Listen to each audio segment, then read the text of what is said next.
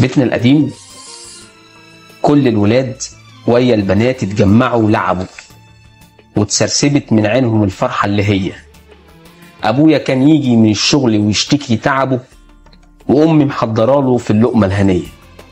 الفازة على الترابيزة كانت سطور وكلام، الورد اللي فيها شكله شكل جدتي والله، وبحسهم إخوات.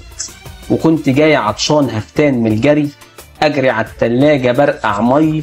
بيتنا القديم والله ماله زي ساعة الحيط اللي مسكت في الضيوف علشان مستعجلين يمشوا، وتسجيلنا القديم وأغنية خطف رمشوا، وأبويا وأمي وهم بيتمشوا في الطرقة والمدخل. مش عارف ليه كل الصور ما نسيتهاش وبكتب عنها واتكلم، مشاهد جوه عقل سنين لو حتى ما انكتبتش هي هتتكلم. العمر كان اخضر ومفيش شنب لسه، والبنت بطفيره ضحكتها واللسه، وانا بستعجل الايام. انا عاوز ابقى كبير والبس جينز واتفسح واسيب ضمي في المشاوير. بيتنا القديم شاهد على كل مشهد فرح، نتجمع ونرقص ونغني ونهيص. انا كنت بستناه عشان هشوفها هنا لابسه ومتشيكه وجايه بتضحك لي. البنت دي قريبتي مستحمله مشاكلي.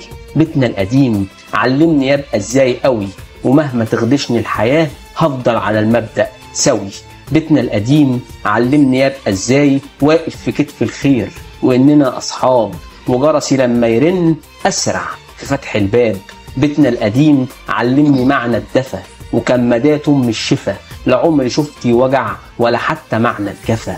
بيتنا القديم علمني ذكر الله ولمة العيلة والضحك عن نكتة وقراية الجرنان، وفي حضنه والله صعب النبات حسنان. بيتنا القديم علمني صبر ازاي، ربانا اكون ايوب، وقلت الحق في لساني والف بيها ضروب، وكفني مال جيوب وما خافش غير من الله.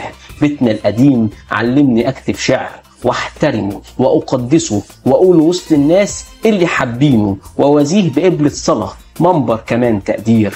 بيتنا القديم علمني حب الخير، علمني اني اغير على وطني وديانتي، وحافظ على شهامتي واعتز برجولتي.